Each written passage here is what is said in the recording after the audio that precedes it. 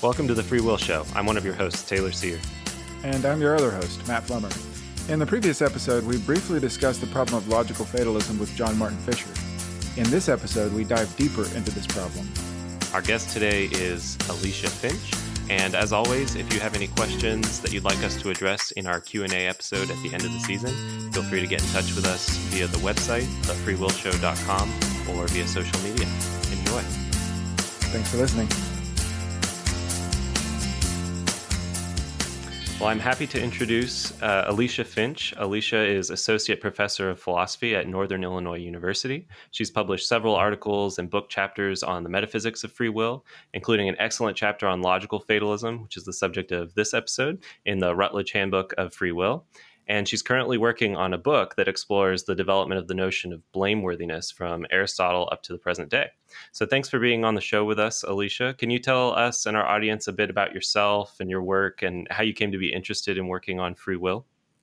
Sure, Taylor. Thank you so much for having me. I want to start with that. I really appreciate both of you guys offering me this invitation. It's a lot of fun to get this chance to talk about free will and especially about logical fatalism. Yeah, of course. We're happy to have you. Thank you. So in answer to your question of how I got interested in free will, honestly, I can't remember a time when I wasn't interested in free will. So I myself was raised Catholic. And so that means that I made my first confession when I was about 7 in second grade. And I remember them teaching us about sin, and they gave us the definition of a mortal sin. And one of the conditions is that you perform the act freely. And I was intrigued. I think I might have been interested before that, but definitely since then. So it's basically been no looking back since I was 7. That's awesome. Yeah. And I mean, in the past, I've done work on, as you mentioned, the metaphysics of free will. So I've mostly been looking at libertarianism, in the position that we act freely sometimes, and acting freely is incompatible with the thesis of causal determinism. So I've done some exploration of that view. And then, as you mentioned, I've also done some work on fatalism. And I'm really interested in moral responsibility. So, why are we interested in free will? I suppose there are lots of reasons why someone might be interested, but I myself am particularly interested because of its connection to moral responsibility. Yeah, that's a common connection. We talked in our episode 1 about what free will is, different senses of free will, and why it matters. We talked a good bit about moral responsibility and the connection between those. So yeah, common connection. Yeah, I suspected that you guys have mentioned that before. Well, the topic of this episode is fatalism, and it might be confusing to some people because fatalism is one of those kinds of words that's just used in all sorts of ways. We might use it in something like, no matter what I do, it's inevitable, doesn't matter what I do, or maybe even an attitude that we have towards it. Or historically, there were these goddesses, the fates, who determined everything that happened. What sense of fatalism are we, or what is the sense of fatalism that we're using? That is a great question, because you're so right. People use the word fatalism to mean any number of things, and we want to be really clear what we're actually talking about. And so the way that I understand the thesis of fatalism is that it's impossible for anyone to act freely. And then I would say logical fatalism is the view that because of this logical principle of bivalence, which I'll talk about in a minute, because that principle is true, no one ever acts freely. It's impossible for anyone to act freely. Thanks. That's really helpful. Why don't you say a little bit more about what bivalence is, and then you could sort of give us a rough sketch of the argument for logical fatalism. Okay, so according to the logical principle of bivalence, every proposition is either true or false, And no proposition is both true and false. So it's either or, true or false, every proposition. Hmm. And then when you put that principle against the traditional definition of free will or free action, that's when the problem arises. So, as I'm understanding free will, basically someone has free will if and only if they sometimes act other or they sometimes act freely. Hmm. And then according to the traditional definition of acting freely, an agent performs an act freely if and only if there's some time at which it's up to the agent whether or not she performs it, and it's up to an agent whether or not she performs a particular act if and only if she's both able to perform it and able to refrain from performing it. So she's both able to do it and able to not do it. That's Okay. helpful. I think in the previous episode we talked about this metaphor of the garden of forking paths, where on at least one conception of free will, for it to be up to you how your life goes, there has to be multiple courses of action that are genuinely open to you, and you get to select from between them. Does that seem like the kind of the sense of acting freely that you have in mind? Absolutely. Yes. That is definitely what I have in mind. And that is the notion of free will that's being presupposed in the debate about logical Okay. fatalism. So here's the idea of the problem of logical fatalism. It's that if every proposition is either true or false and not both, then it seems like no one's ever able to do anything other than what they actually do, which means that no one ever acts freely.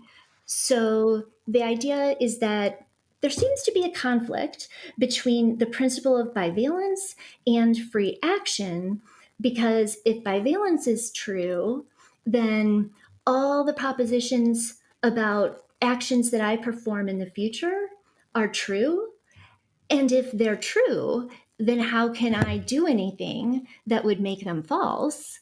And if I can't do anything to make them false, then it seems as if I can't do anything other than what I actually do. So, take for instance the proposition that I drive to Chicago on January 1st, 2021. As of now, that's still a few months in the future.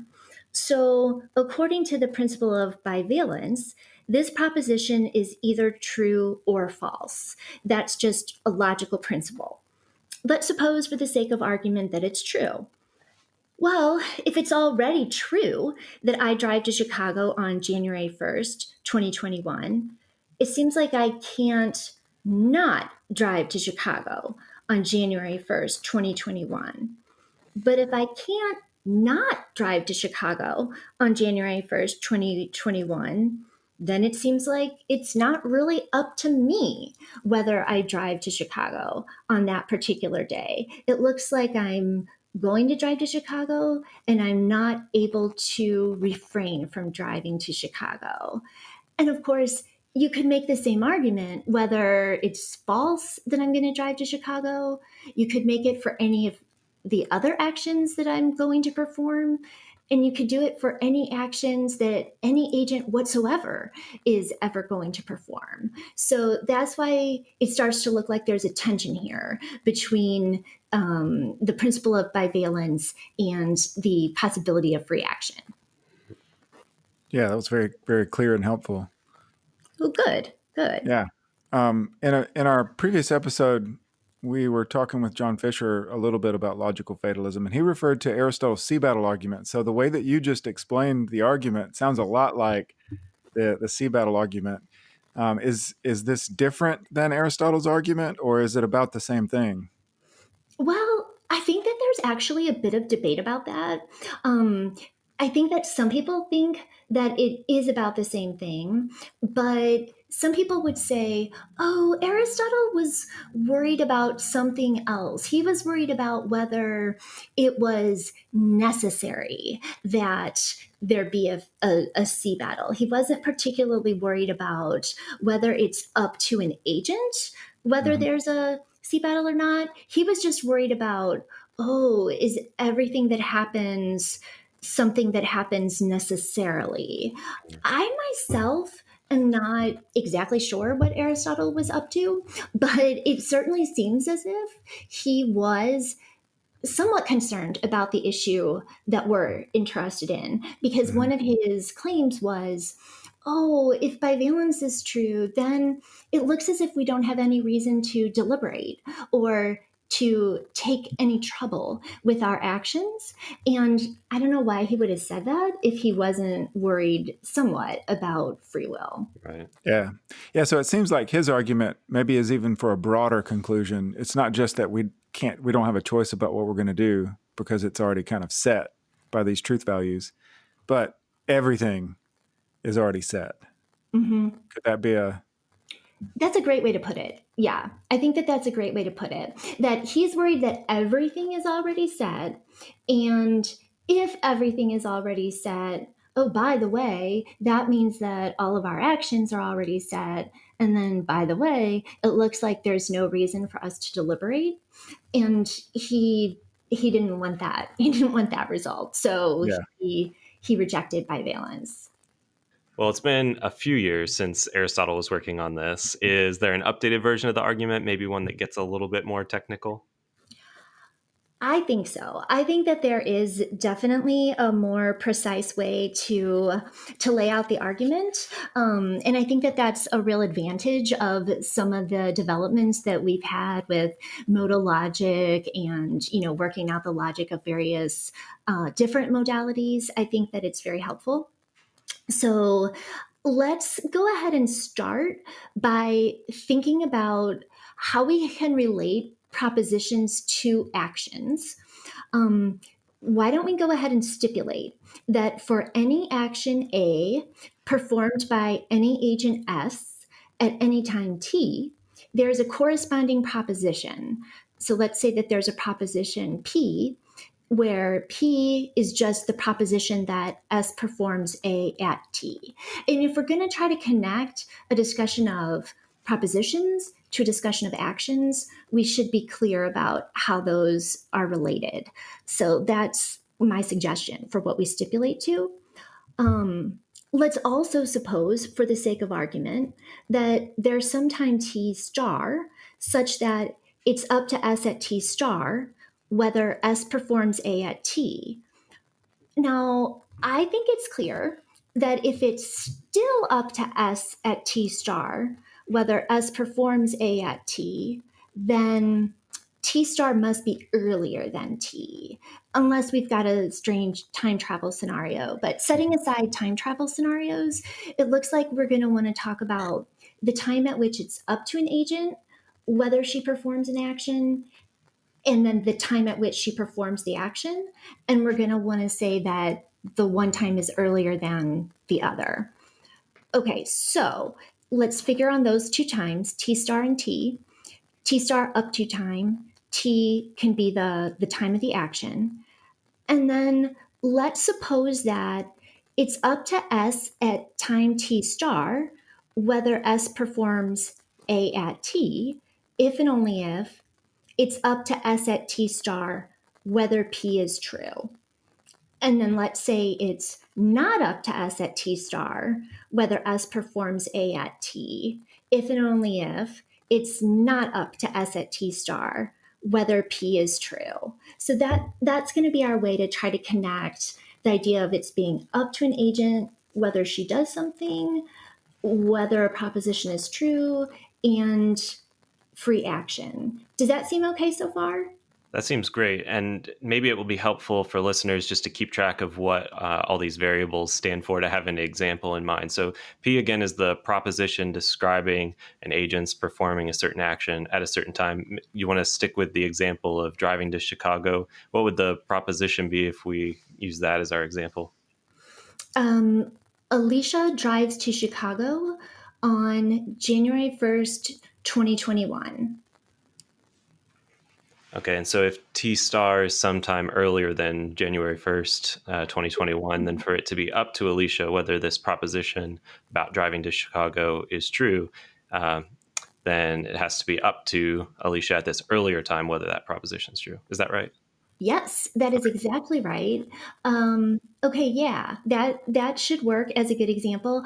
Although I suppose I should maybe make it a little more specific. Like maybe we can say that I leave at noon, and so it's up to me at up to 11:59 or something like Okay. that. Right. Just in case. Okay, so if we've got that in place, then we can go ahead and start talking about some principles that are going to be at issue in addition to the principle of bivalence. So we've already talked about bivalence, but there are a few other principles that I think you've got to invoke some version of in order to get the argument to come out at least plausible. So I think that you've got to appeal to something that I would call a truth at a time principle. So you've got to say that if a proposition is true, then it's true at some time. Or maybe we should say necessarily. If a proposition P is true, then there is some time at which P is true. So instead of just talking generally, oh, P is true, P is false, you say it's true at some time. Okay, next principle would be what I call the immutability principle. So this is the principle that necessarily propositions don't change their truth values. If a proposition P is true at a particular time, then it's true at every other time. You don't have changes in whether a proposition is true or false. Okay, so now let's talk about the principle of the fixity of the past. So this is a principle that says something like necessarily it's not up to anyone now what happened in the past.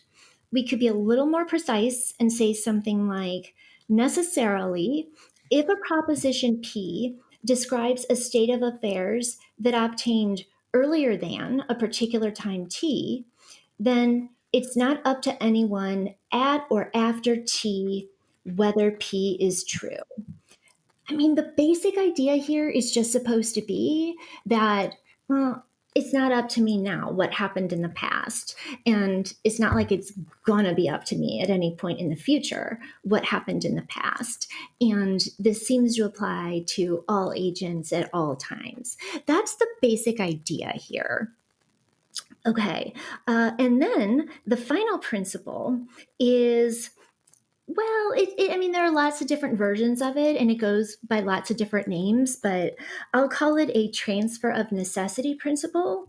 So, this is a principle of roughly the form if P is true and it's not up to an agent at a time whether P is true, and if P entails Q, then Q is true, and it's not up to the agent at the time whether Q is true.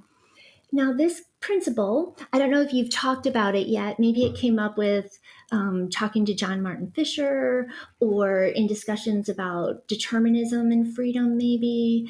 It comes up a lot in the free will debate, some version or another of this principle. And it's very controversial. On the one hand, it looks good. I mean, it seems right that if P is true and it's not up to us at a time whether P is true, and P entails, or we might say necessitates Q, then Q is true. And it's not up to the agent at the time whether Q is true. I mean, it looks good, but it's kind of hard to argue for it. It's kind of hard to say, oh, here, let me prove to you that this is true by giving you these reasons.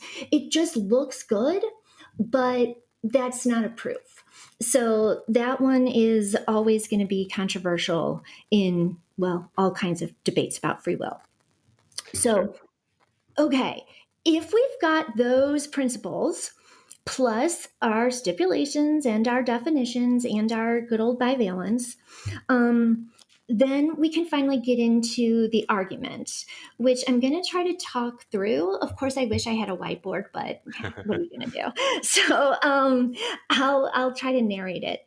So, okay, let's suppose that P is the proposition that some ordinary agent, say me, Alicia, performs an act A at time t. So we'll use our example, performs the act of driving to Chicago at noon on January 1st of 2021. Okay, so given bivalence, this proposition is either true or false. Let's just go ahead and suppose it's true. Okay, so now we're just, because of bivalence, we know it's one or the other. We're just arbitrarily picking that it's true. Okay, now, given the truth at a time principle, we know that P is true if and only if P is true at some time T. Which we'll go ahead and say is noon on January 1st, 2021. And that's necessarily the case. So necessarily P is true if and only if P is true at noon on January 1st. Okay, now let's imagine that there's a time t minus 1 billion that is 1 billion years prior to noon on January 1st. Well, given the immutability principle, it is necessarily the case that P is true at noon on January 1st of 2021 if and only if P is true at T minus 1 billion years before January 1st. Okay, well, it obviously follows from the fact that P is true if and only if P is true at time T, and the fact that P is true at time T if and only if P is true at T minus a billion, that P is true if and only if P is true at T minus 1 billion. So that probably sounded awkward, but if everybody could see it written out, I'm sure everyone would agree. Okay, so that was very clear. Yeah. Thank you. Okay, good. All right. So now we've got this principle, necessarily P is true if and only if P is true at T minus a billion years ago.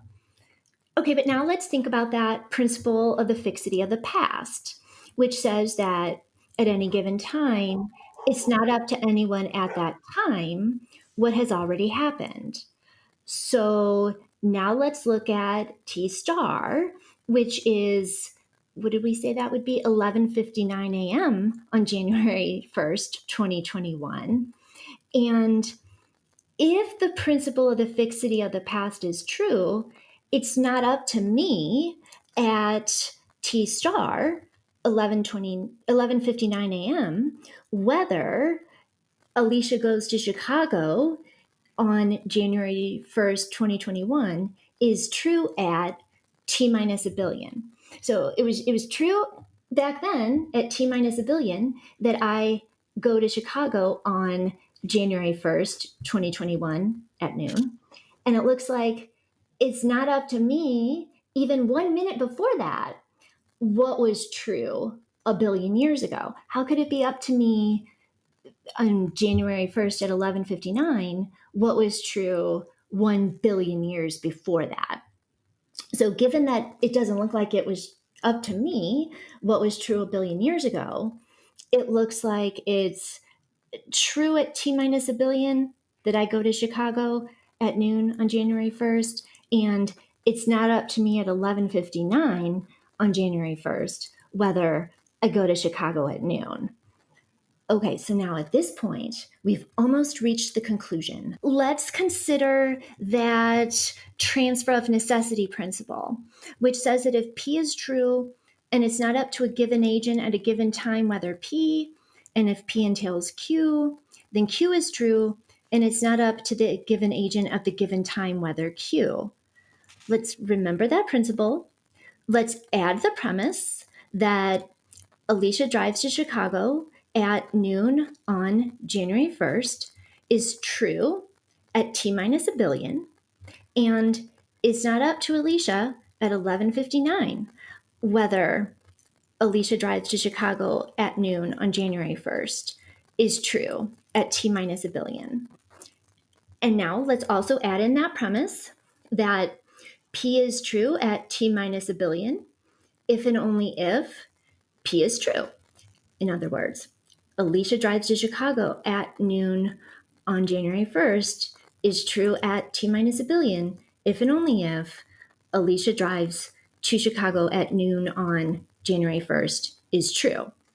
Well, now we arrive at Alicia drives to Chicago at noon on January 1st, 2021, and it's not up to Alicia at 11:59 whether Alicia drives to Chicago at noon on January 1st. So it looks like, just because it was true a billion years prior, it follows that it's not up to me even a minute beforehand what I'm going to do.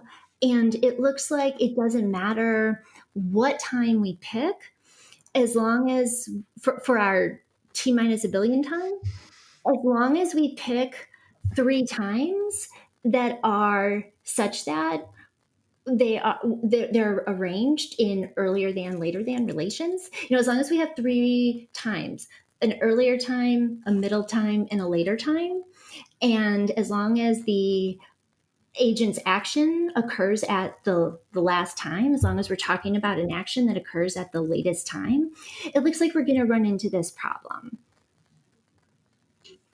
And I guess we should make it explicit. You've already suggested this, but there's nothing special about the time or action that we chose in this case. So if this argument works, it's going to generalize to a whole bunch of propositions describing all human action. Exactly. Yes. It looks like it's then not going to be up to any agent at any time what they do at any future time, which is just another way of saying that no one ever acts freely. Free action is impossible. Yeah. So, yeah, it seems disturbing that a logical principle, it doesn't seem like that's the sort of thing that should mean that we don't act freely. Right. And yet, I don't know, I think it's a pretty good argument. So it looks like we've got to find something wrong with it. And that's going to be the big question. What are we going to do? What are we going to find wrong with it?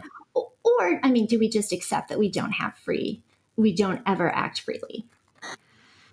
Yeah, so why don't we go ahead and go into the different types of responses that people have to this argument?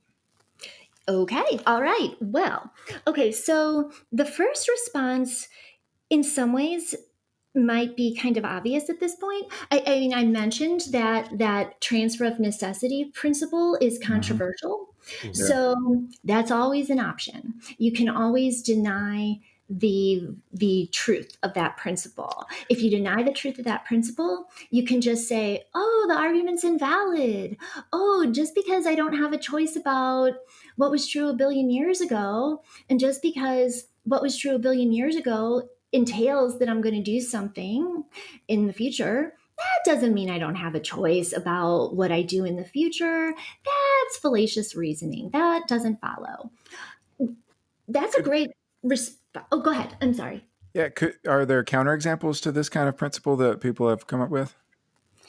Well, I don't think there are any that are not controversial. Okay. Yeah.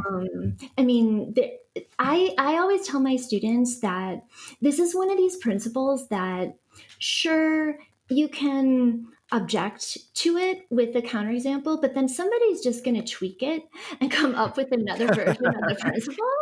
That's what philosophers do best. Exactly. And let's face it, there's something plausible about this principle. It's not like it's so ridiculous that you just think, oh, wow, how could anybody ever accept that? There's always going to be another version, and there's always going to be another attempt at a counterexample. So, yeah, I don't see that debate ending anytime soon. And it's interesting because I think that this principle has actually been implicit in a lot of debates throughout the history of philosophy. So, this is one of the good things about the contemporary debate. People have really gone to a lot of trouble to spell it out and look at it and attempt to counterexample it, et cetera, et cetera. And I think it's great to make it explicit, but there's something I believe very intuitively satisfying about it. And that's why it just seems to pop up in one form or another throughout the history of philosophy. So yeah, if you are a compatibilist about free action and determinism, then I recommend just deny this principle, because this is a principle, as we've said, that comes up in arguments for incompatibilism about free action and determinism. Well, if you deny the validity of this principle, then you can reject those arguments and reject the arguments for logical fatalism all at once. You sort of get out of two hard problems with one simple strategy. The problem is that it just looks so good. Mm-hmm. So, Yeah. yeah, you sort of have a situation where people just have to decide for themselves, how plausible is this? Yeah. Okay. So that's one thing you could do. The other thing you could do would be to deny this claim about truth at a time. You could deny the truth at a time principle. So we talked about it. I tried to make it seem plausible, but the fact is, some people, for instance, Peter Van Imwagen, they would say, "What do you mean a proposition is true at a time? Propositions are just true. Like, they're true or they're false. They're not the sort of thing where you can say it's true 1 billion years ago that Alicia drives to Chicago at noon on January 1st. It's just true." And once you go that route, once you deny that propositions are true at times, then actually the whole argument kind of falls apart, because then you don't have any appeal to immutability, because you just don't worry about immutability, because you don't think propositions have truth values at times. Obviously, then you don't think that they change their truth values at times. It's just kind of beside the point. You don't have to worry about the past. You don't, I mean, you can still accept the principle of the fixity of the past. It's just kind of beside the point once you deny that propositions have truth values in the past. So this is kind of a nice, tidy solution. The problem is that it almost seems too neat and tidy. Yeah.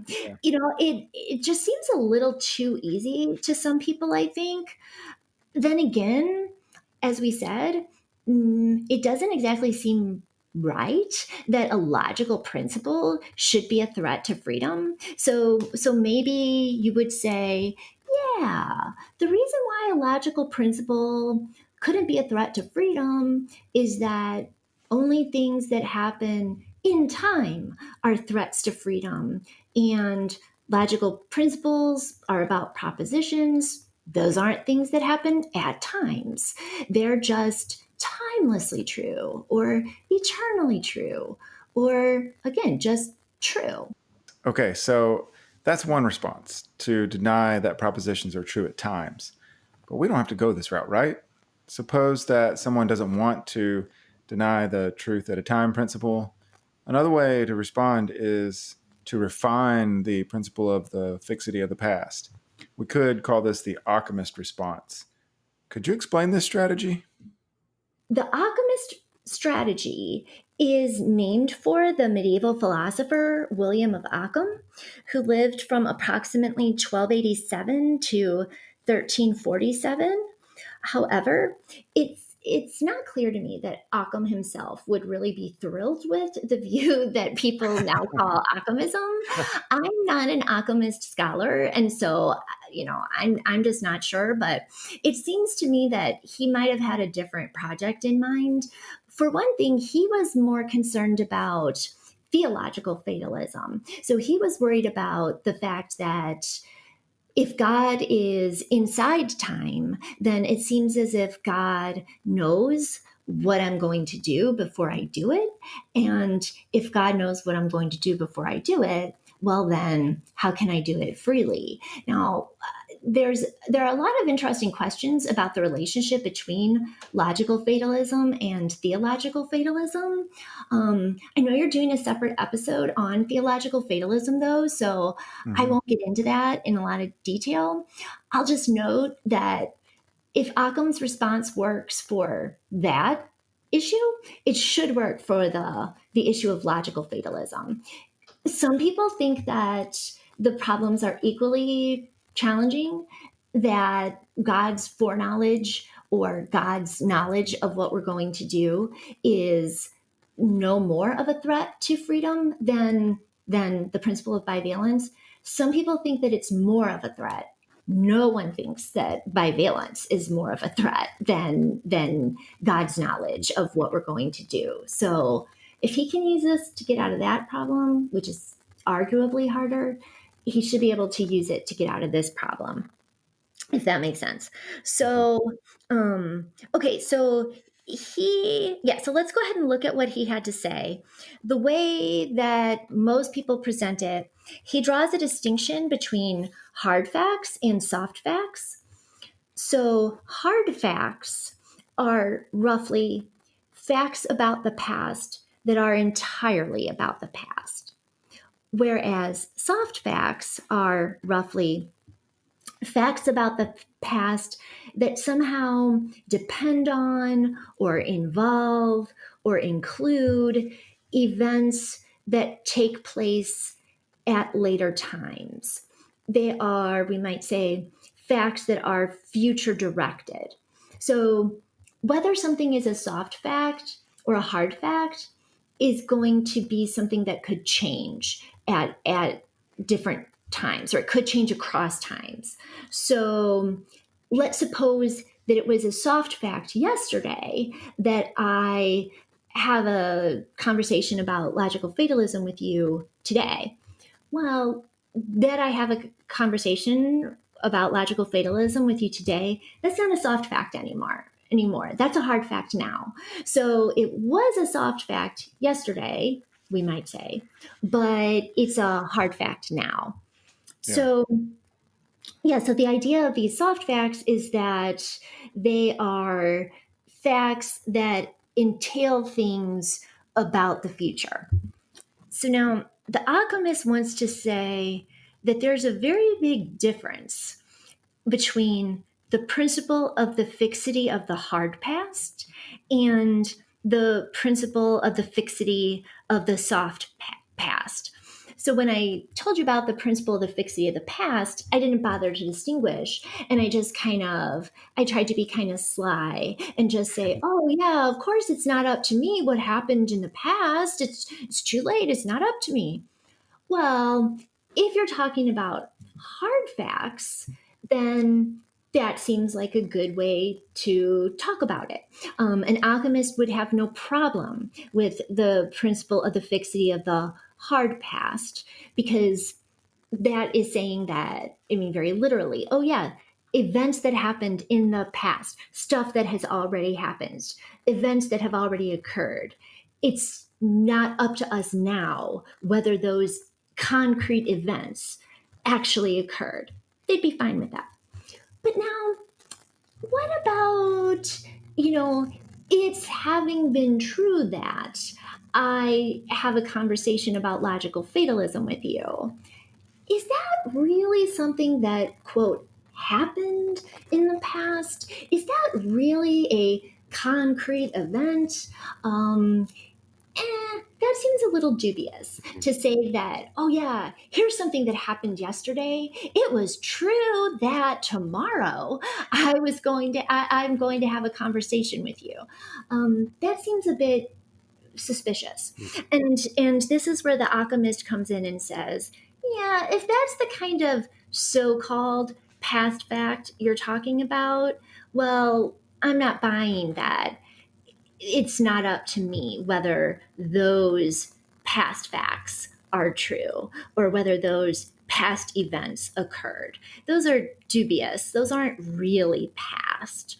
So they would say, yeah, I'm not buying the principle of the fixity of the soft past, where we might call that the principle that if a proposition P describes a state of affairs that's a soft fact at T, then it's not up to anyone at or after T whether P. And the alchemist would say, no, I'm not accepting that. There's no reason to accept that. And the logical fatalist argument depends on that. Because when they appealed to the fixity of the past, it was some principle about, oh, it's not up to me now whether it was true a billion years ago, that, blah, blah, blah. So, yeah, okay. So that's the gist of it. I can maybe say a few words about why they think that principle is false. I could say a few more words, I should say, about why that principle is false. Yeah, that sounds good. Okay, all right. So, in order to appreciate their response, I think we should look a little more closely at the claim that P is true and it's not up to anyone at or after T whether P is true. I mean, that's kind of a weird thing to say, that it's not up to you whether a proposition is true. Um, Most people think that the best way to understand it is to say something like this: P is true, and there's nothing that anyone can do or could do such that if they were to do it, P would be false. Mm. Or maybe a little more precisely, P is true, and for anything that anyone at or after T can do, if they were to do it, P would be true. So what the alchemist is going to say is, sure, if you're talking about a hard fact, then it's true that there's nothing that anybody now can do that would make that hard fact not a fact. Take the fact that Occam died in 1347. There's nothing anyone can now do about the fact that Occam died in 1347. But what about a soft fact? Let's say Mary marries Harry at noon on March 13th, 3013. Well, it's true, let's suppose, now that Mary marries Harry at noon on March 13th, 3013. Is it true that there's nothing anyone can do now or in the future such that if they were to do it, it would be false that Mary marries Harry at noon on March 13th, 3013? The alchemist would say, actually, there is something someone can do, or at least there's no reason to doubt that there's something someone can do between now and noon on March 13th that would make the relevant proposition false. The alchemist is going to say, there doesn't seem to be any reason to deny that Mary, for instance, could say, I don't, instead of I do, when the time comes, when the person officiating the ceremony says, do you, Mary, take him, Harry? Moreover, if Mary were to say, I don't take Harry, then it would be false that Mary marries Harry at noon on March 13th, 3013.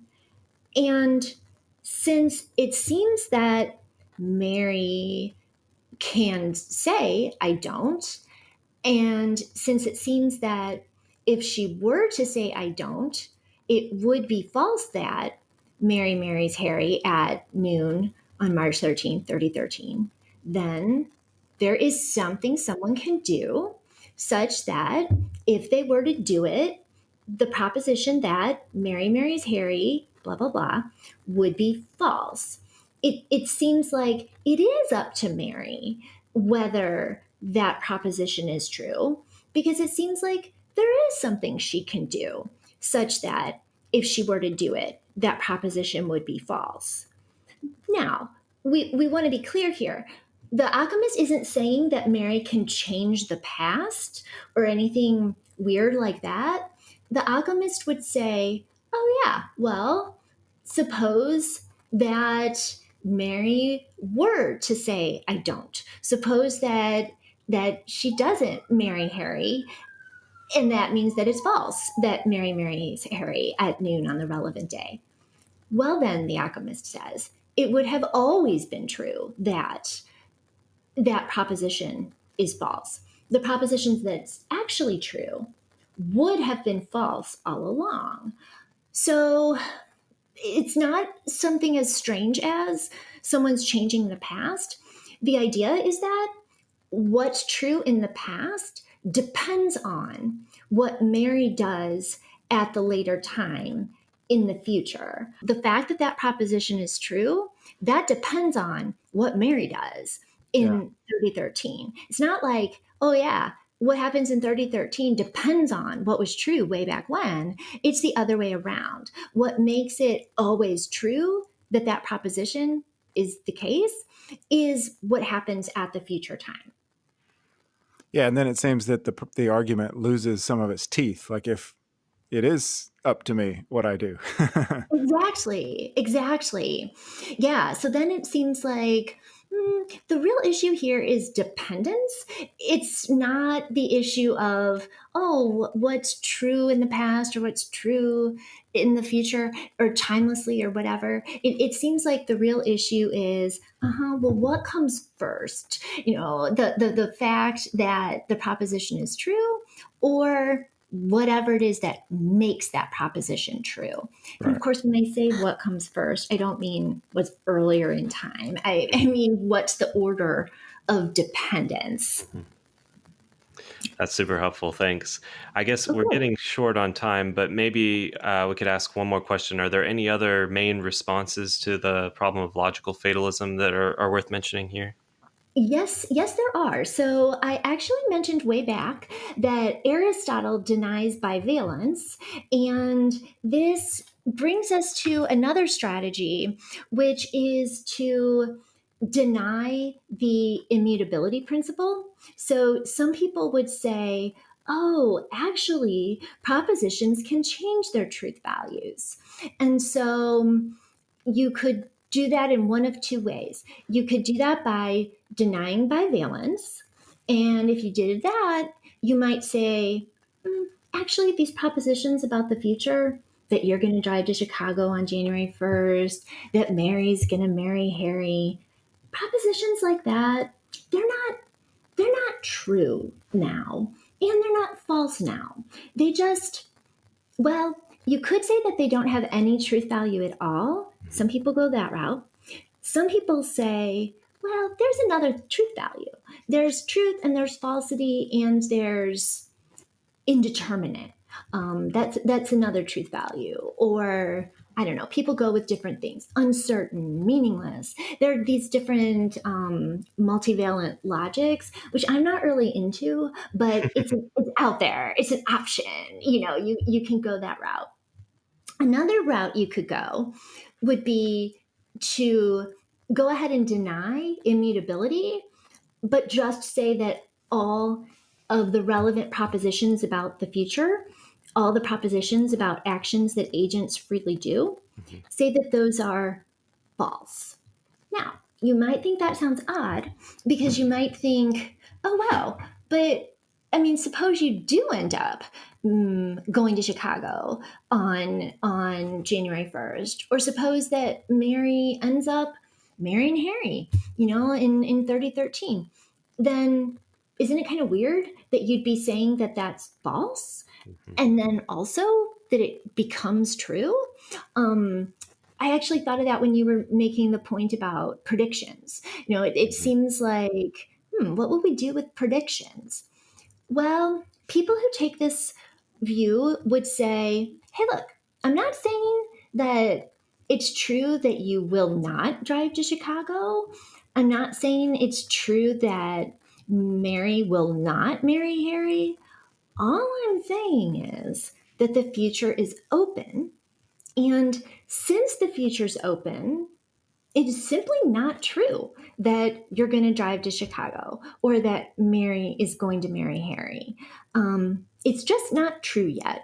And you know what not true means? That means false. And so it's really very simple. It's just false that you're going to do that. But don't worry, it's not a big deal because it's going to become true because propositions can just change their truth values. Um, the difference between these two views, the one that denies bivalence and the one that says all the proposition, all the relevant propositions about the future are false, it's a pretty subtle difference. Right. And it's not, I mean, I don't think we really need to get into the details because it's going to all be about how important it is to keep bivalence or whether Right. you want to go with a multivalent logic. And yeah, I don't know. The exciting thing from a metaphysical perspective, as far as I'm concerned, is this idea that the future is open. Thanks. That was very helpful, going through all the different responses to the problem of logical fatalism.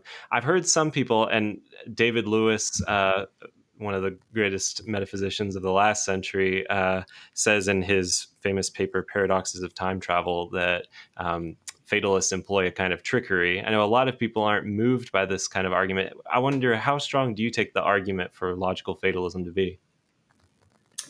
Yeah, that I honestly don't know.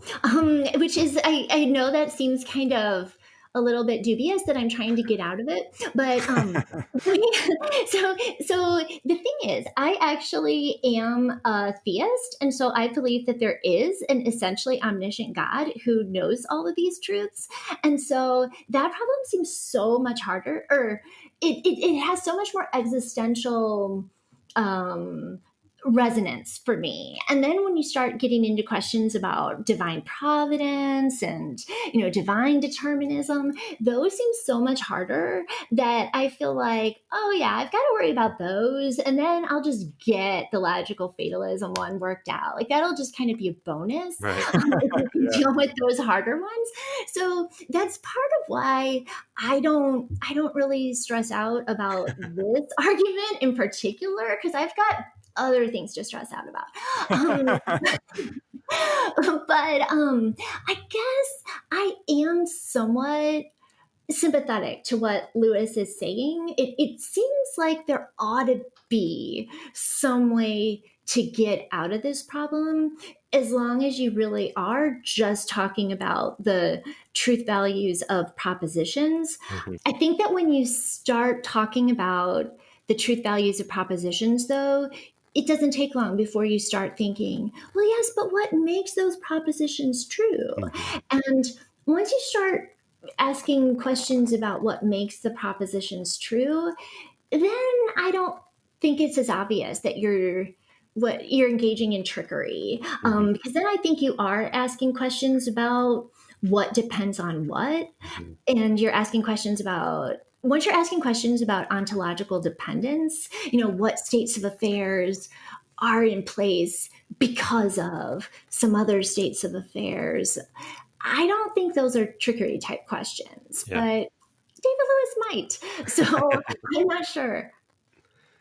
Well, thank you so much for going through this with us. It was very interesting, and I thought you did a good job presenting everything very clearly.